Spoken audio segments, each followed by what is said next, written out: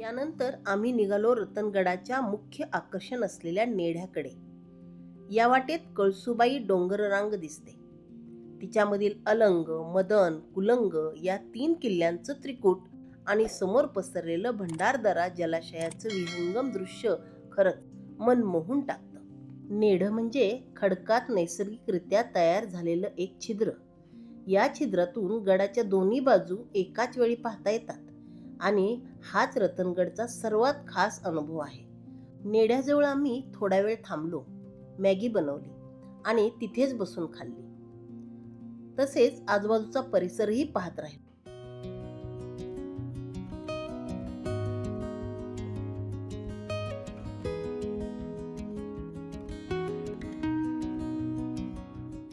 इथून समोर दिसते ती सांदन व्हॅली, निसर्गाने स्वतः तयार केलेली, जमिनीला भेग पडून बनलेली प्रचंड दरी.